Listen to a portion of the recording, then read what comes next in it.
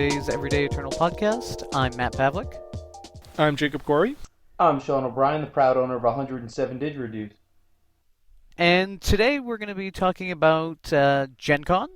We're going to be talking about the recent Star City Games Baltimore results. We're going to talk about some mid-range.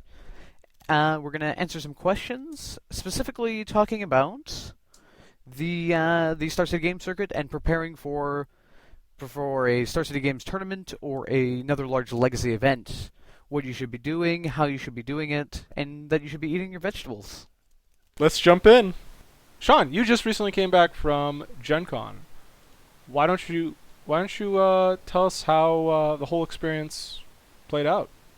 Right, so Gen Con, although bereft of vintage and legacy champs this year, still had on Friday an 80-person vintage event, which I believe, barring last year's vintage champs and maybe the New York Stack Exchange, should at least be the largest vintage event in the United States this year.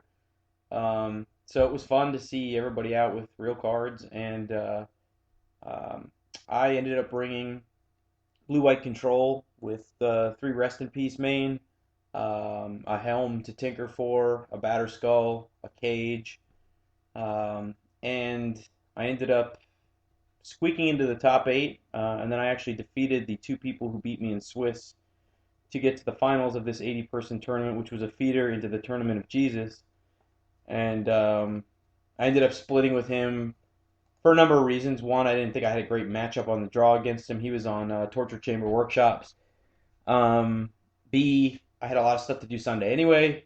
C, I learned that afternoon that it would actually be a Rochester draft of the 8 quote-unquote good packs.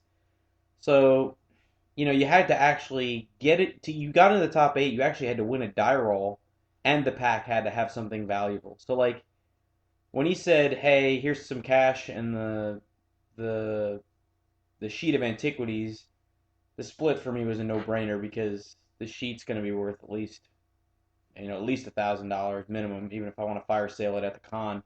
And what's the chance of pulling anything out of that pack and getting number 1 on the D8 to, be the first guy to get the Rochester draft pick? So all those things together. Well, I think even if you took the sheet, you are at least guaranteed a workshop, right?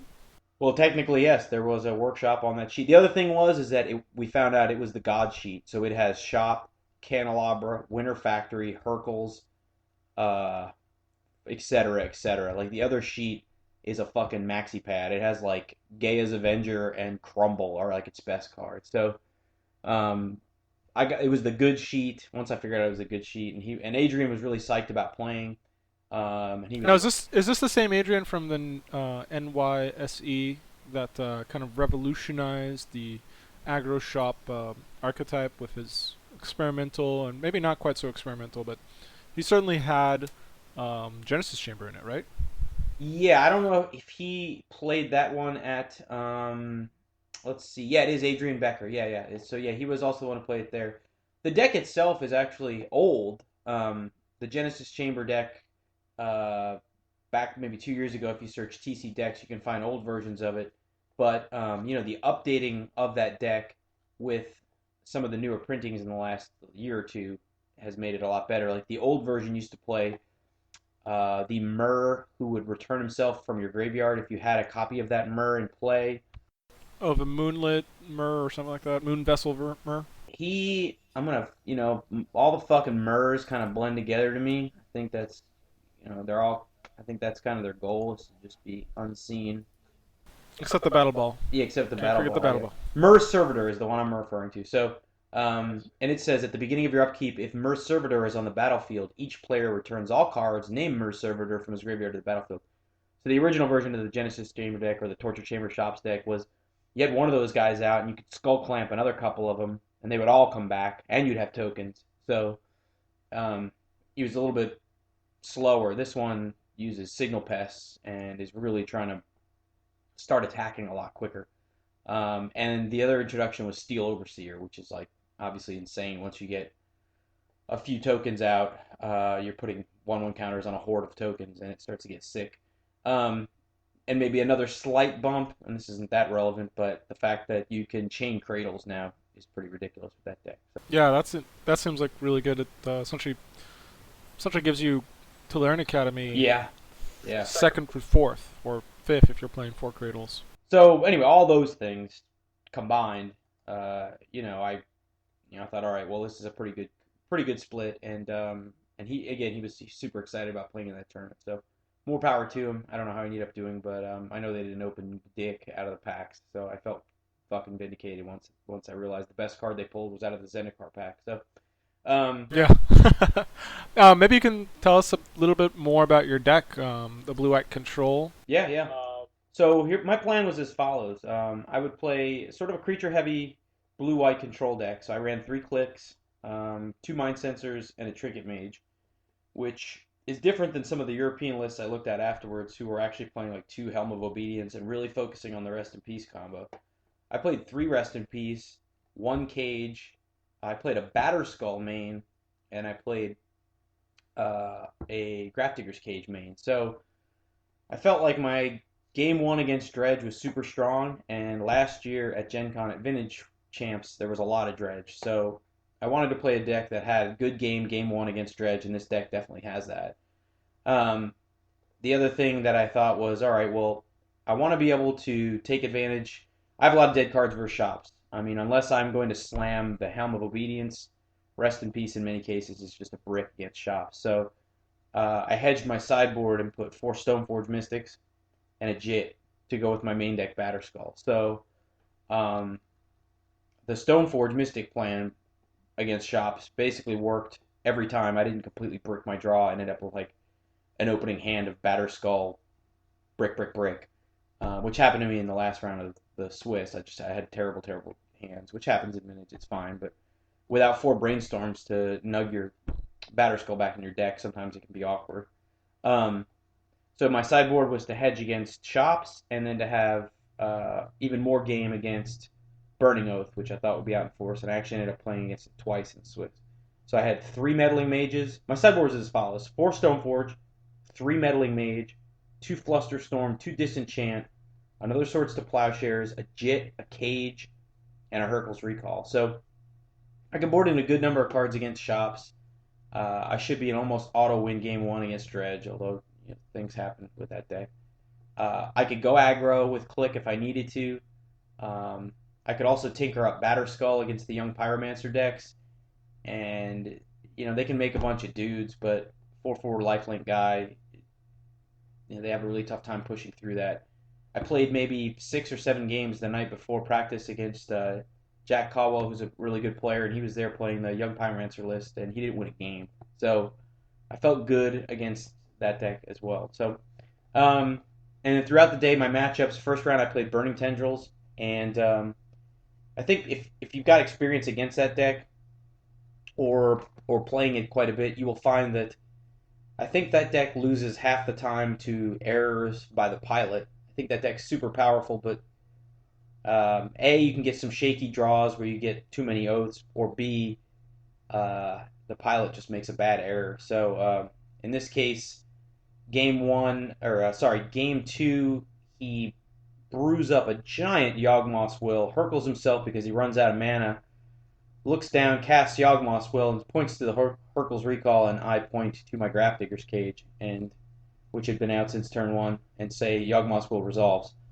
And so that was kind of a blowout. And then game three, That's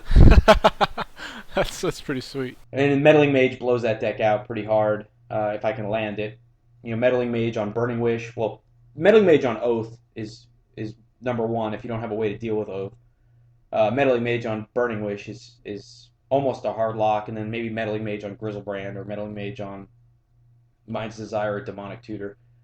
Yeah, my experience against that deck at Bizarre Moxon earlier this year was I got down to Grafdigger's Cage, but my opponent had the Ritual Grizzlebrand draw, and I ended up losing to the 7/7 bargain. I lost game one, round one, game one. I blew him out with Flusterstorm, and then I brick about 3 draws, and he just goes Ritual, tap Mana Vault, Grizzlebrand, and I was like, wow, that's tough for me. Yeah, so that it can come out of nowhere and beat you. Your cage isn't safe. Some of them run repeal. Some of them run. Oh, they all run Hercles. But round two, I played against more of a traditional Jace control deck, and Mind Sensor was just a fucking blowout in pretty much in both games. It was typical blue matchup where I think I had the better counterspell in each counter fight. Ending a couple of counter fights over like Jace with a Flusterstorm, and all he had left was the wrong counterspell basically. Um, but Mind Sensor there was clutch, and it was a blowout on all of his tutors. Game or round three, I believe it was. I played against Cavern Shops. Um, game one was tight, but I drag it out. Game two, I think I lose to a fast Tangle Wire. Game three, Stoneforge. I have the Mox Land Stoneforge hand, and then I Meddling Mage all the things he's named with his caverns. So he named Worm, so I Meddling Mage Wormcoil Engine. And Batterskull's just the reason I like Batterskull against Shops is that it's fast. If you can, it trades favorably with almost everything except for like a Wormcoil Engine, and then it's just a faster clock. They tend to do some damage to themselves as well. So anyway, and then round four, Burning Tendrils again. Actually against Nick Koss, who's organizing Eternal Weekend. Game one, he has a deck reg error. So again, Burning Tendrils loses to itself. He has Yawgmoth's Wills in his main deck. He can't find it when he goes to Burning Wish. And game two, I actually Flusterstorm, Duress, hoping to bluff. I kind of kept a weak six, and he gets there. Game three, Meddling Mage was naming Oath, Burning Wish, and Grizzlebrand. I drew all three Meddling Mages, and it's just a blowout against that deck. So I don't know if they have access to Pyroclasm, but it doesn't matter. If you've named Burning Wish, they can't get it. So I played round five. I played against our competing podcast on Eternal Central, one of the Mose brothers playing some kind of mono blue lesbian stage Dark Depths deck, which was pretty cool.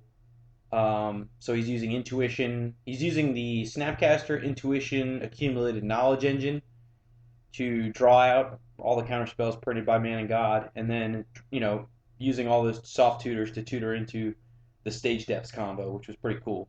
But Aven Mind Sensor versus Intuition is a dry glass covered fist, and so that kind of blew that deck out. And he actually got the combo game three, I believe.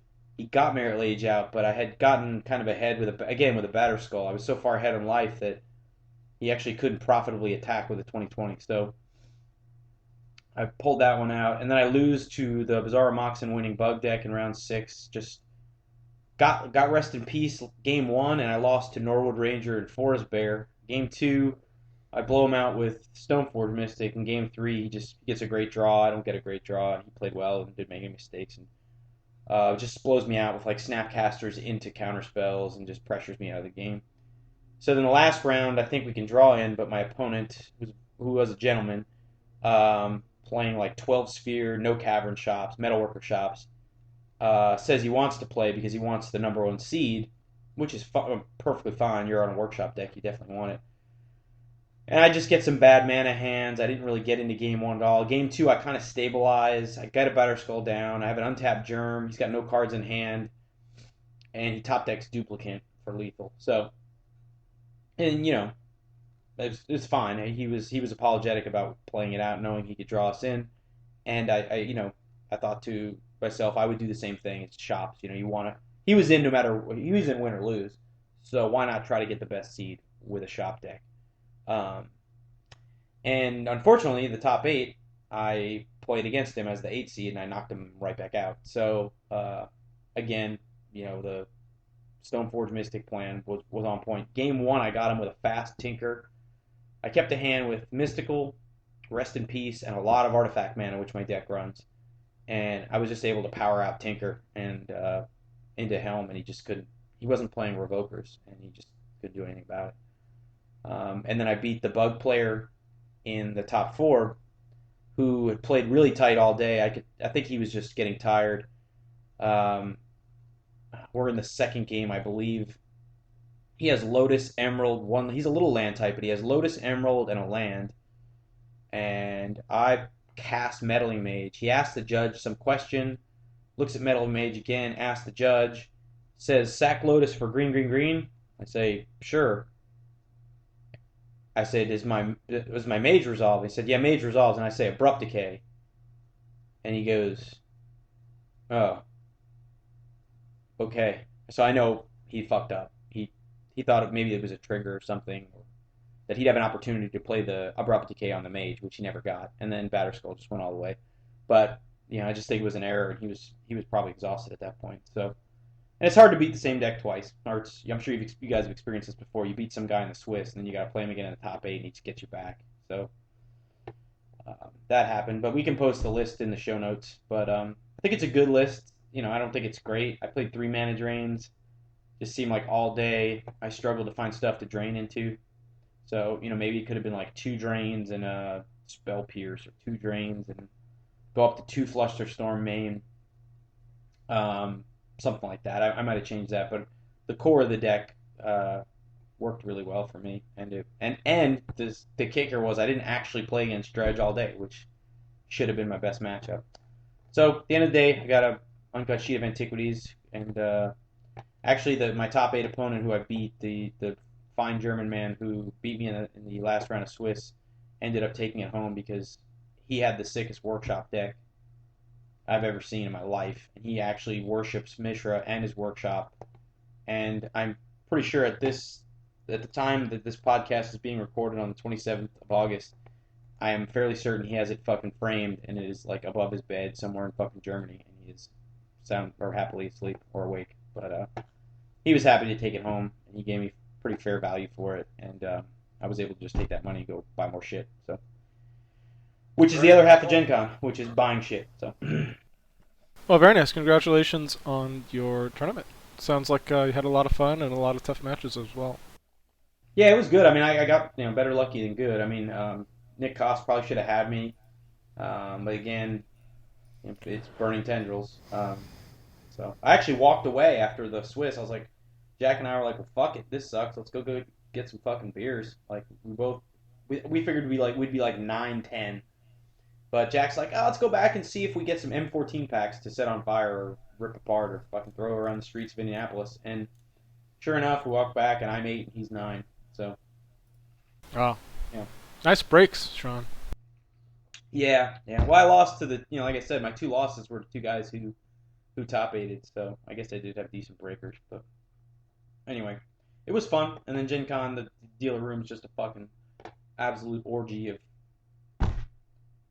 It's just insane. Like, it's just the most insane collection of Magic cards really anywhere in the world at any given time. And having gone to Bazaar now, and you've gone as well, which is kind of a one-vendor show, this blows it all away. And Gen Con is supreme as far as selection, being able to play vendors off each other.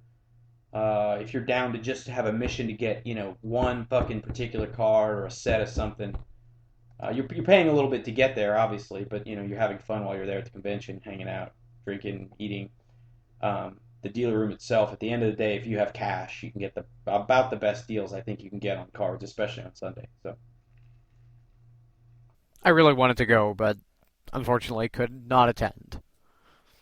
Yeah, I'll definitely have to plan for it in future years once I actually save up some vacation. Bazaar Moxon really ate away all those vacation days, so Gen Con next year. That's the plan.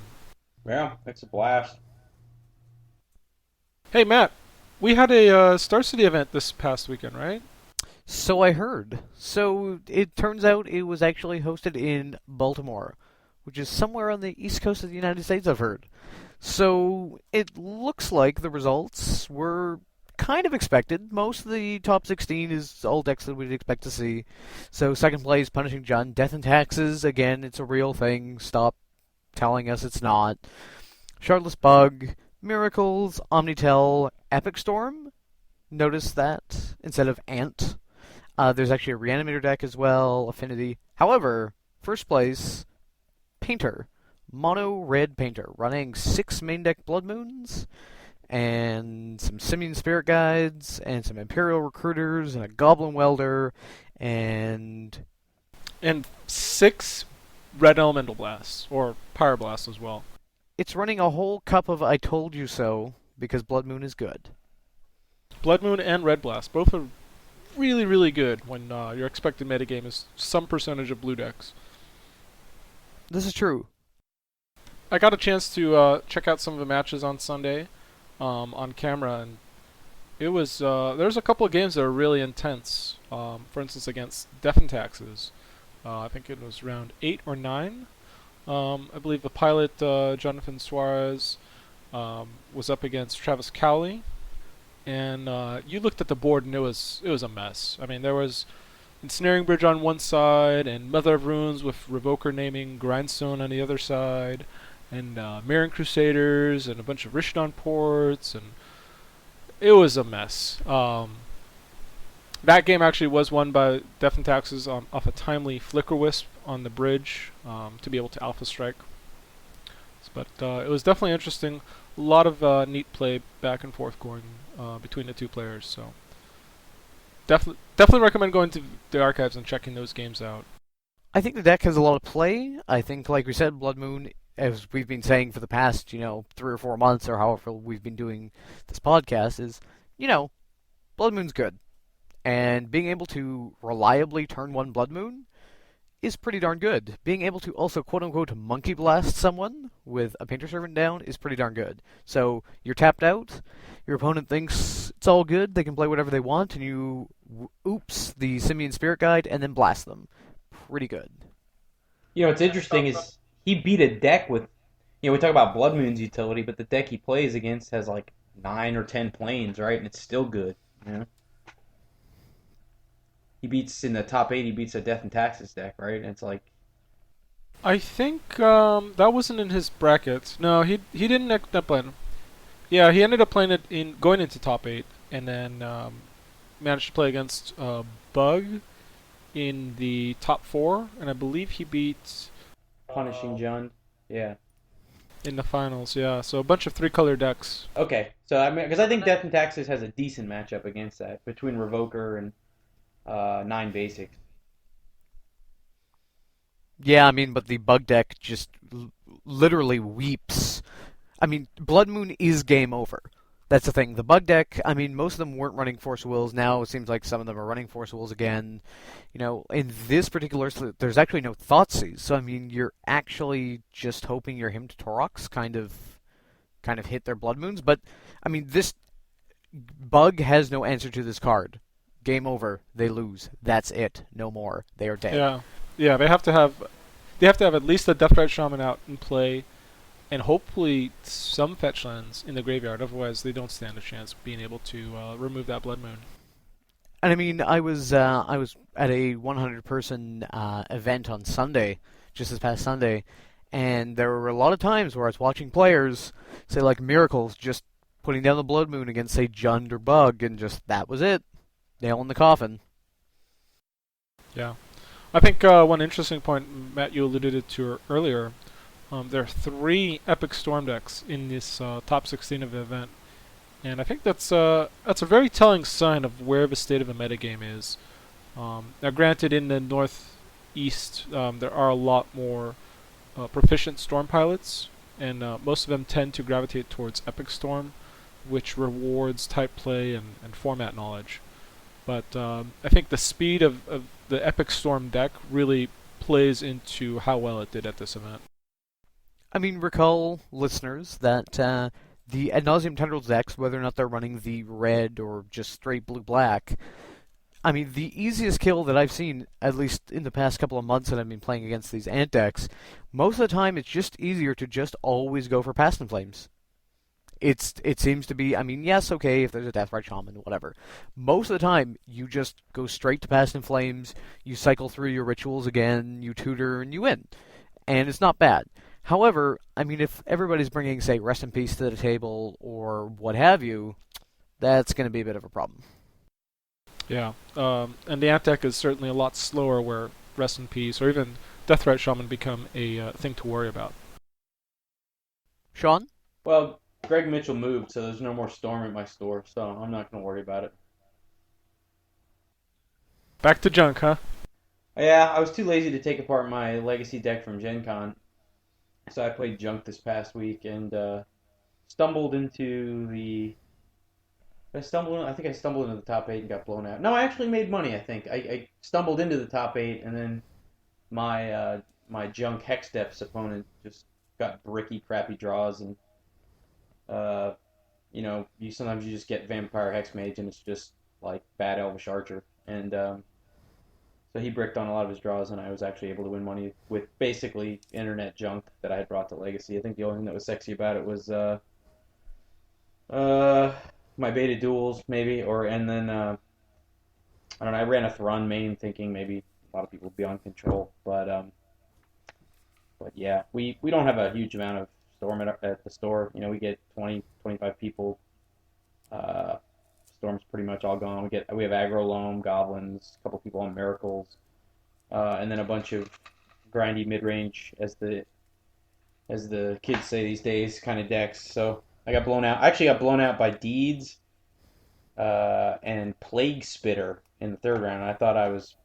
Holy crap! I haven't seen that card since like 2006 in Legacy. Yeah, I posted a picture of Plague Spitter on our Atlanta Yawgmoth's Vintage Cup Facebook page, or my cat did actually. But um, the we were talking about playmats for season two. The prize for season one is a Force of Will playmat. So the season two prize is going to be like a iconic aggro card on a playmat. We're going to do control, aggro, combo, and rotate the playmats through seasons.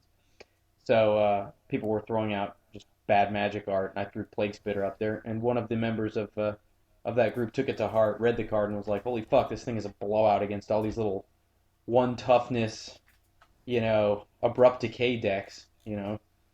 He's a complete inevitability. If you abrupt decay him, all of your stuff dies.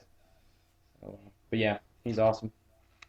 Plague Spitter. So Sean, let's say you got a Starseed event this weekend, or even on the horizon. Let's say they're coming in a couple of months.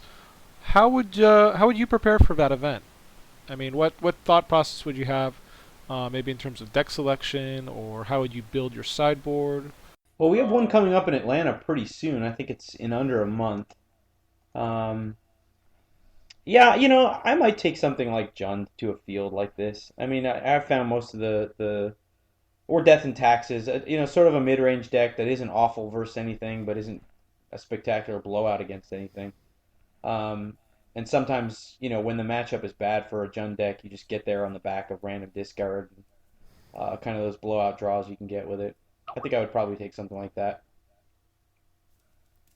That's if I wanted to actually win. What I'll probably end up taking, uh, now that I have Russian Lords of Shatterskull Pass, is I'll probably take Do Still. But what about you, Matt? Well, I mean, I really like junk. I'm still kind of trying to find a build that I really like right now. I was running the Lingering Souls build for, I would say, the last 4 months, and with the resurgence in the combo decks, Lingering Souls is just really, really bad. I mean, it beats all of your Shardless Bug matchups and your Jund and whatever kind of mid-range deck you're facing. However, it was just super bad. And I'm just wondering, kind of, do I shift to a Hymn to Turok build again? Do I put Liliana back in? And I'm just kind of, I'm still weighing to see what I want to play. But I definitely want a proactive strategy. I want more threats in my deck, so I don't want to sit there and. I mean, I was trying Vampire Hexmages for a while, and they were very good when Deathblade was. It was just the meta was just Deathblade for 2 weeks. Hexmage was amazing, but now not so good. What about something like a Bant that gives you sort of a little game against combo, but can still go aggressive off of a fast noble hierarch, into Yeah, ooze. I was actually talking about this with a random guy emailed me and we were just kind of chatting back and forth. Um, I think Natural Order Bant. Some of you may remember the deck was popular about 2 to 3 years ago. I think it's kind of good right now. I think people aren't expecting the Natural Order, especially since I've been playing against elves a lot more. I hate that card. Just being like, oh, Crater Hoof you. Brah. I really don't like it. But just going for Progenitus is really, really good. Nobody's playing Perish anymore. There's no Virtue's Ruin. It's not happening. Golgari Charm is just not blowing out the format. So I would want to play a deck with, like, Deathwatch Shaman and Noble Hierarch. I could play main deck Trigon Predator because, blowing out equipment and enchantments and this and that is pretty good. Also, taking out shardless agents after, like, say you like attack in for 2, you get to blow up their shardless agent. Like, that seems good. I love Triangle Man. He's a mainstay in Vintage. Yeah, like, and Casellic Pride Mage for blowing up Omniscience. Um, yeah, I mean, turn 3 Natural Order is pretty darn good. So you think you'd play a build with like Knight of the Reliquary, maybe Spell Pierce to take advantage of wasting people out, or Yeah, I'd probably play Spell Piercer. I don't know if I'd play Force of Will main, because, I mean, I'd have to look at the blue count and kind of build it, but, I mean, I think it would basically be a Maverick, Natural Order Maverick with some blue for, brainstorm and value and what have you. I think especially in that kind of build, you're really playing to your strengths by going turn 1 Noble Hierarch, turn 2 Vendilion Click, turn 3 Natural Order for Progenitus with any number of counter magic as backup and protection.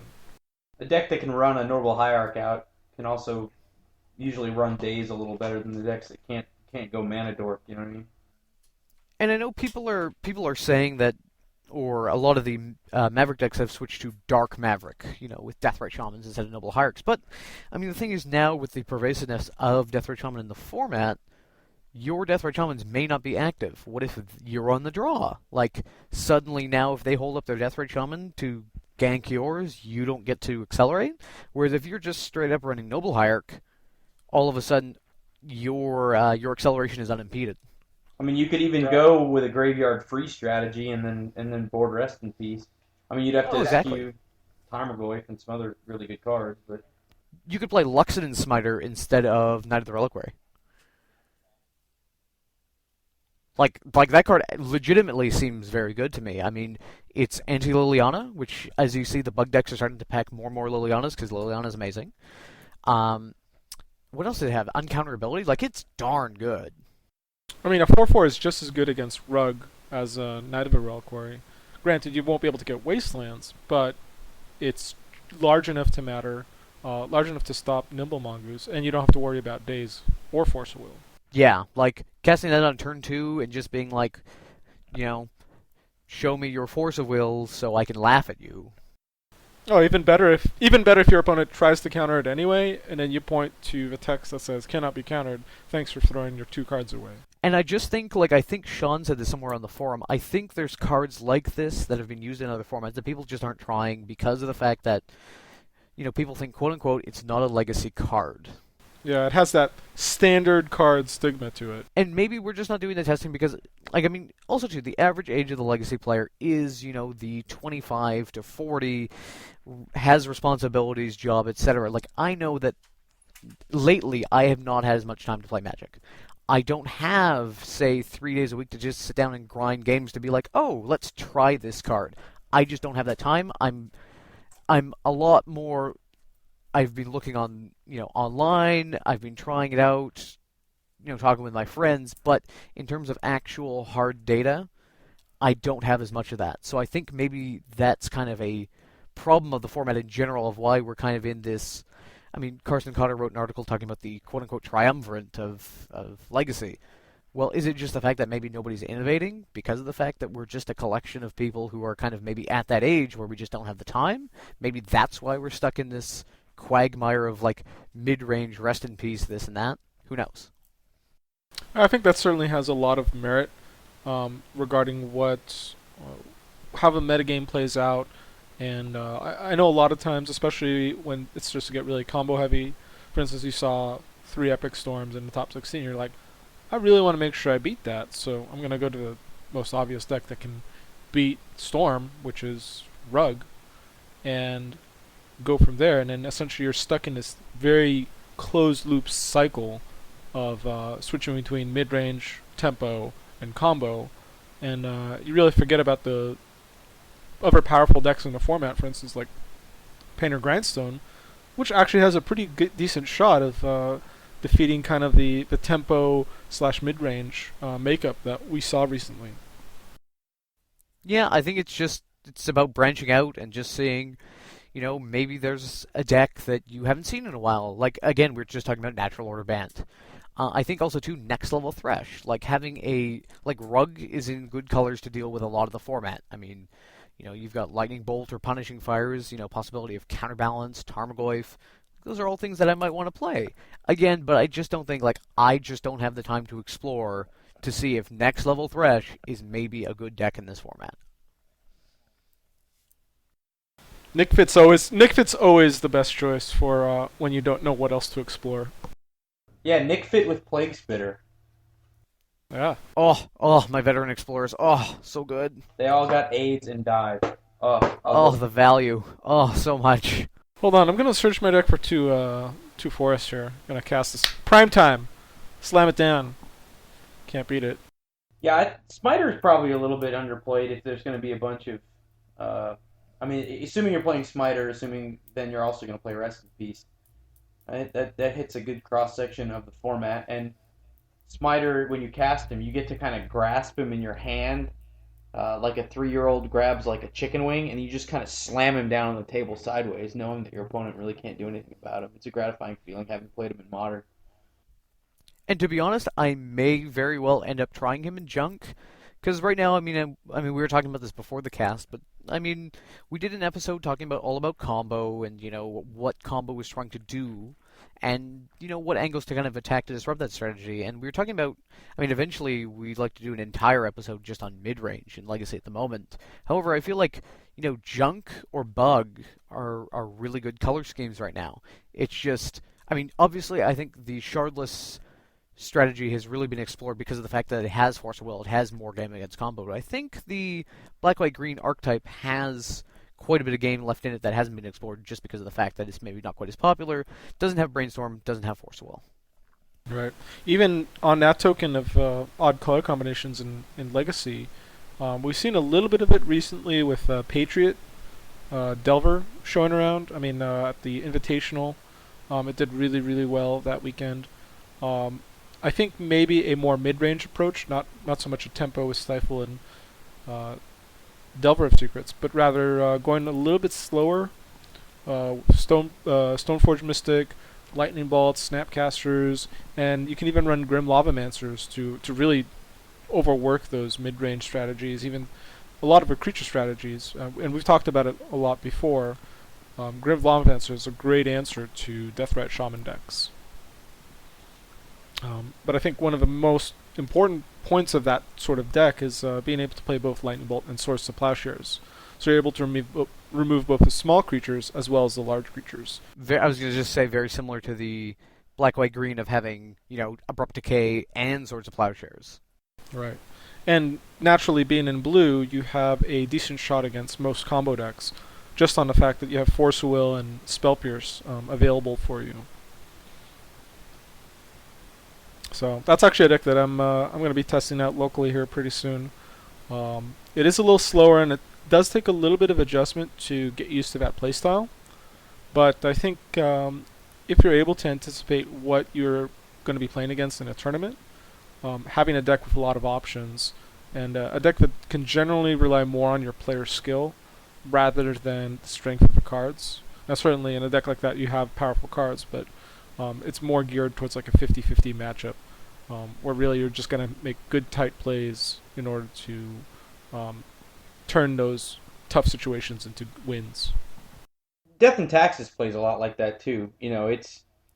It's got game against just about everything, and if you're really good with the deck and you eke every little bit out of every card in that deck, tapping your vials when you've got nothing to throw down at the end of the turn, and just playing really tight with that deck, you can win a lot of close games with that deck. That might be another deck I'd consider taking. I mean, maybe the cat's out of the bag and people understand the deck a little bit better now and they'll know how to attack it a little bit more, but I still think it's a deck that flies under the radar and doesn't get a lot of respect because it's, I don't know, white. Maybe it's reverse racism. I don't know. I mean, Mirren Crusader right now? That's pretty much the tits. I mean, I lost to that card when I was playing Junk not too long ago. I mean, I've only got 4 Swords of Plowshares. I have 4 Abrupt Decays as well, but those Abrupt Decays don't do anything when the Mirror Crusader has a GT and is beating my fucking face in. And Mother of Runes is ganking against all that. This past weekend I played a Bug Delver, trying to fly on the wing coats of my buddies who have been able to top 8 with it repeatedly. And Marin Crusader was the one card I couldn't actually beat with any single card in my 75. It was very, very frustrating to see that card cast, or even Viled in from Defintax's deck. And it really got me thinking, man, I need more Lilianas in my deck. There's just no way to beat it otherwise. Well, I think this might be a time for Virtue's Ruin. I mean, it's always a good time for Virtue's Ruin. This is true. Portal anything seems Yeah. good. Or my signed dystopias. This is true. Dystopia is a good one. So, I think we're going to move on to actually, there was a question from our Facebook page talking about how does one prepare for a tournament? So, do we want to move on to that? Hearty breakfast. Not just that. Bring 75 cards that you can play with. Um, But understand seriously, understand legacy before you waste $40. I mean, if you don't know what a triggered ability is, an activated ability is, a mana ability is, what priority is, don't waste $40. And there's nothing necessarily wrong with not knowing what those things are. It's just, you know, learn them beforehand before you go to a tournament. So, let's start off with what you could first do before deciding to go to a tournament. So, say a Star City Games Open or whatever, or a local circuit, your local store is hosting a larger Legacy tournament. You need to pick a deck. And I mean, personally, I wouldn't. I mean, this past weekend I actually audibled, quote unquote, to Reanimator because I thought, well, graveyard-based hate isn't played right now. I can just gank people with turn one Ionas. It'll be great. I wasn't the best with the deck. The deck itself, the build wasn't ideal. It was kind of my own brew. Didn't do the greatest. So I think if you know, like 2 months out, pick a deck, start playing it. Learn its intricacies, learn what the deck is trying to do, what it's weak against, how it fares against other main decks in the format, how you play out those games, what outs are you looking for, what sideboard cards do you need. I think that's pretty important. Jacob? yeah, and I mean, knowing your deck is definitely important. But also, you have to kind of expect what you may face against. Um, I mean, it's not as if you just crawled under a rock and had the same 75 Belcher list and brought it to a tournament. Um, the metagame may have changed radically since the last time you went to a tournament. So some things to definitely look for are what are recent results in your local area. Um, Maybe you know a few key players or a few vocal players, and they might be on a specific deck. Let's say, for instance, in Southern California, I play a lot with Joe Lossett, and he's very well known for playing a Miracle deck. So I'm definitely want to prepare something for that type of deck going into a tournament where I may face him. Um, and that kind of plays into how you construct your sideboard. So based on that expected metagame, you may want to include, for instance, ways to destroy white creatures with Virtue's Run if you anticipate a lot of Maverick and Defintax's deck. Um, Conversely, you might be playing against me in a tournament and know that I'm really, really big fan of Grizzlebrand, so having ways to hate on the graveyard, always important. Um, and just generally keeping up with what kind of trends are happening in Legacy. So looking at the Star City circuit to see what decks have been placing well. For instance, in the last week, we saw 3 Epic Storm decks and a pair of Defintax's decks. So keeping up on those trends will certainly help you either look at what decks to expect and also see what people are bringing in against your potential deck. Maybe you'll be able to find an exploit in the metagame and take advantage of that. Yeah, and another tactic, maybe if you're not as experienced, would be to choose a deck that's a bit of a spoiler deck. In other words, you're hedging. So we touched on maybe playing an aggressive Bant deck that runs Rest in Peace and eschews some of the graveyard creatures in the hopes of blowing out decks that rely on the graveyard.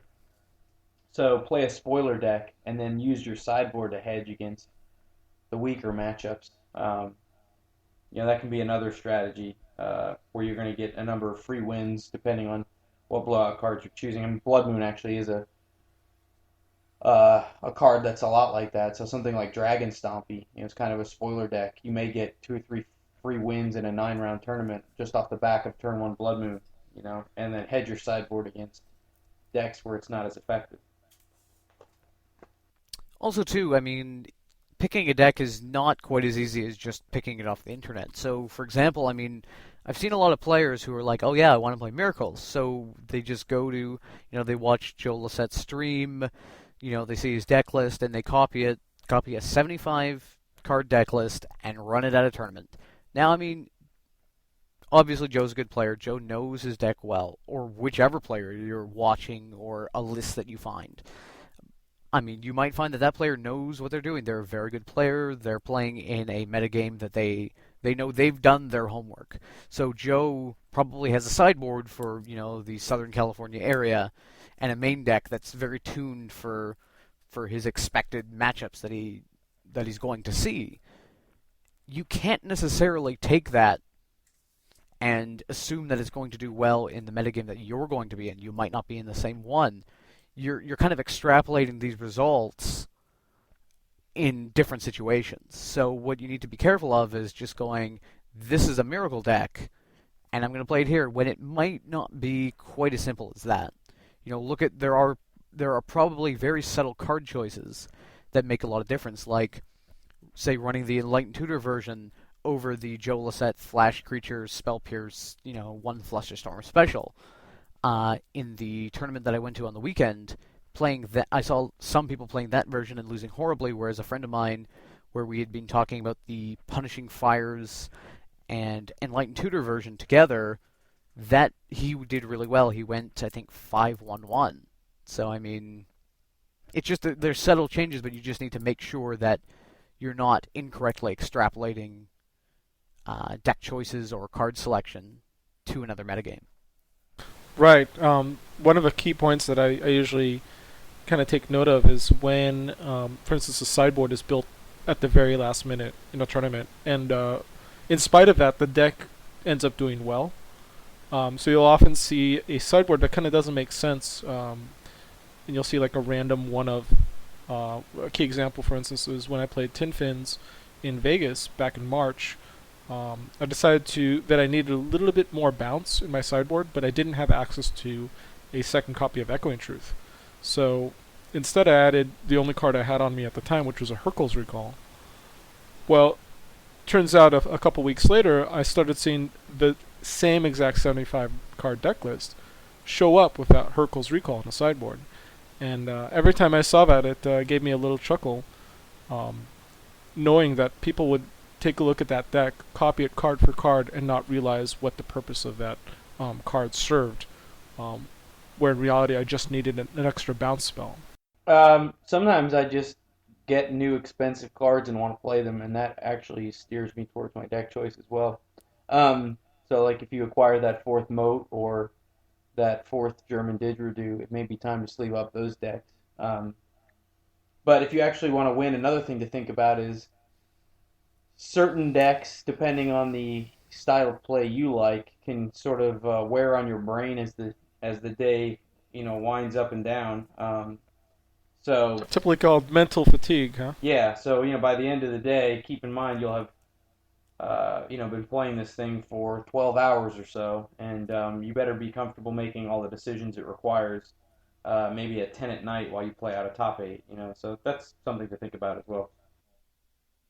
Yeah, so tournament endurance is actually a big part of, winning a tournament.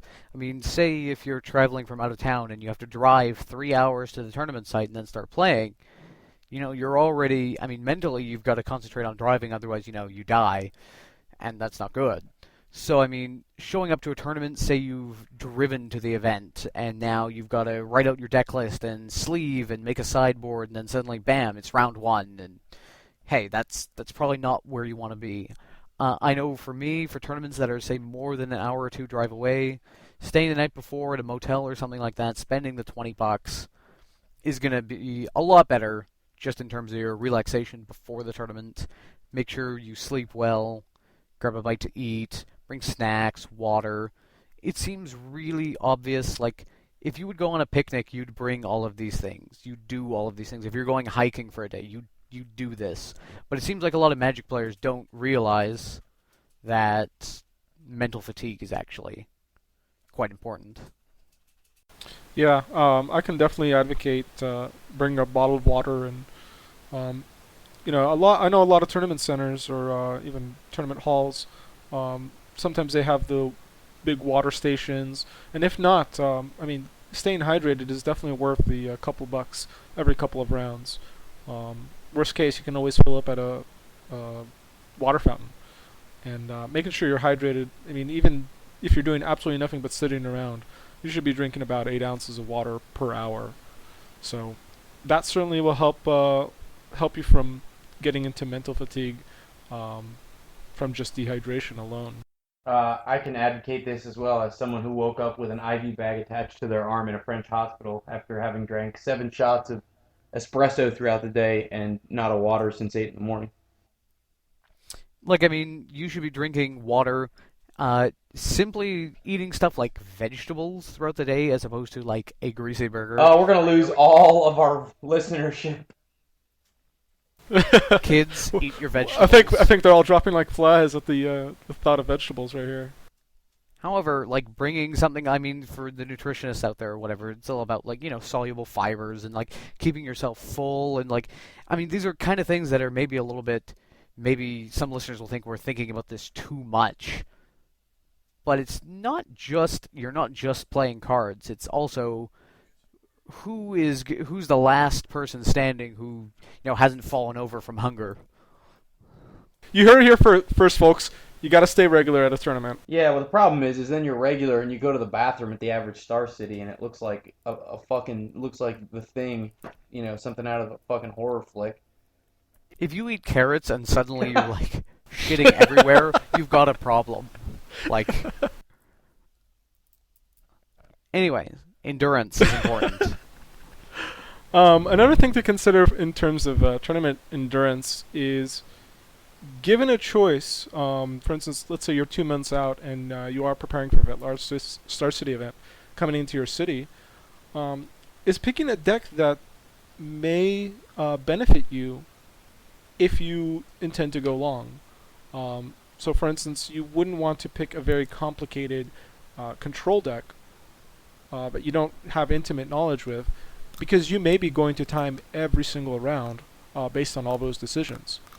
And in a long tournament, those decisions will impact your mental fatigue at the end of the day. So, I mean, I know from experience that, like, playing, say, something like 43 lands or bug control, like, those decks are very complicated to play. They're very, I mean, you're taking up the entire round. It's just the nature of the deck. Whereas playing something like, I mean, even Reanimator, I mean, I know what I need to do. I entomb Iona or Griselbrand, and then I reanimate it, and then I counter their spell, hopefully. That's all you're doing. I mean, obviously, anybody's going to argue that there's more decisions, and it's true, there are. However, it's not like a mid-range game plan where you're like, okay, I have a hand of like a Dark Confidant and a this, and I have to make decisions. Do I save this? Do I attack? Do I block? What's going on here? A combo deck, or a simpler combo deck, depending on obviously what we're talking about, a simpler deck to kind of think out over the course of, say, 12 hours is definitely going to benefit you. Yeah, it's definitely no surprise that Mono Red Beatdown won the standard portion of the Star City event in Baltimore. That deck looks like something out of freaking the old starter product. I mean, what the fuck? Like, if that's the pinnacle of standard technology, why would you ever play standard? Well, it has 22 mountains!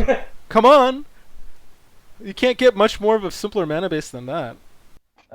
White bordered mountain. They should just run 22 revised mountains.